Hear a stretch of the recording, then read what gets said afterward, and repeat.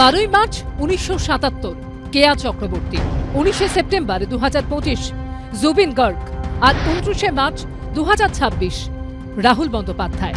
সময় বদলায়, দৃশ্য বদলায়, কিন্তু ট্র্যাজেডি স্ক্রিপ্ট কেন বদলায় না? ইতিহাস যারা জানেন সবাই জানেন যে 70 সালের প্রথম দিকে বোধহয় কিংবদন্তি অভিনেত্রী কেয়া চক্রবর্তীকে আমরা এরকম ভাবে হারিয়েছিলাম, জলে ডুবে। 70 সাল, এখনো তাই ঘটলো? হ্যাঁ, এর দায় আমাদের সবাইকে নিতে হবে। অভিনেতা রাহুল বন্দ্যোপাধ্যায় একসময় চিরদিনই তুমি যে আমার ছবিতে পিয়ারে গানের মাধ্যমে দর্শকের মনে জায়গা করে নিয়েছিলেন। ওড়িশার তালসারিতে শুটিংয়ে গিয়ে সমুদ্রে তলিয়ে অকালে চলে যেতে হলো তাকে। প্রথমে গোড়ালি ছোঁয়া জল, তারপর হাঁটু। সমুদ্রে এগিয়ে যেতে যেতে সব শেষ, শুধুই নিস্তব্ধতা। এই ঠিক 6 মাস আগে এভাবেই সিঙ্গাপুরে গিয়ে সমুদ্রে তলিয়ে যান সঙ্গীতশিল্পী জুবিন গার্গ। স্ক্রিনে রাহুল অরুণোদয় বন্দ্যোপাধ্যায়ের মুখে পিয়ারে গানটিতে কণ্ঠ দিয়েছিলেন যিনি। অদ্ভুত একটা 6 মাসের ব্যবধানে একইভাবে মৃত্যু, সমুদ্রের জলে তলিয়ে গিয়ে। জুবিনের ছবির গান, ওর হিট ছবি, জুবিনের হিট গান, দুজনেরই একইভাবে প্রায় মৃত্যু। রাহুলের একটা লাইন, খুব প্রিয় লাইন ছিল ওই পিয়ারে গানটায়, মাঝ পথে ছেড়ে যেতে হয়, এই লাইন দুটো ছিল, জাস্ট ভাবতে পারছিলাম। একজন ছিলেন পর্দায় নায়ক, আর একজন ছিলেন গায়ক, অথচ কি অদ্ভুত সমাপতন। এই ঘটনায় মনে করিয়ে দেয় প্রায় 5 দশক আগের এক বিকেল। 1977 সাল, মাঝগঙ্গায় শুটিং চলছিল। জলে ঝাঁপ দিয়েছিলেন অভিনেত্রী কেয়া চক্রবর্তী। সেই ঝাঁপই হয়ে ওঠে জীবনের শেষ দৃশ্য। পরে ভেসে ওঠে তার নিথর দেহ। হত্যা, আত্মহত্যা না নিছক দুর্ঘটনা? প্রশ্ন উঠছিল তখন। তোলপাড় হয়েছিল রাজ্য, কিন্তু কোনো উত্তর মেলেনি। আমাদের নিরাপত্তাটা কোথায়? কদিন আগে জুবিন গার্গ, তার আগে কেয়া চক্রবর্তী, এখন আমাদের রাহুল।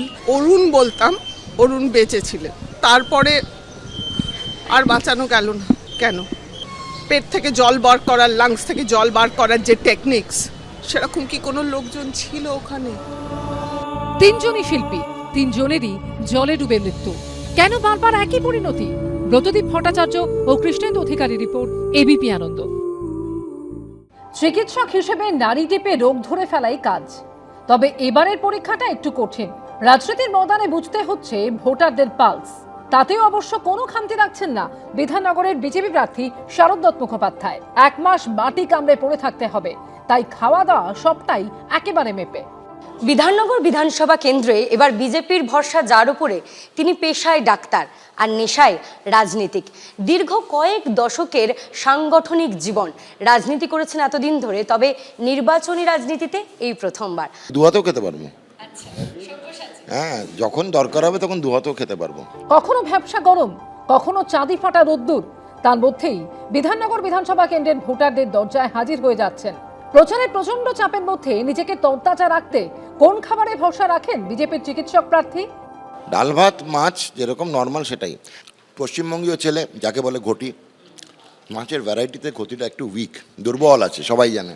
তো আমাদের এখানে আমরা মেন হচ্ছে কাতলা বা রুই আর চিংড়ি, ইলিশ।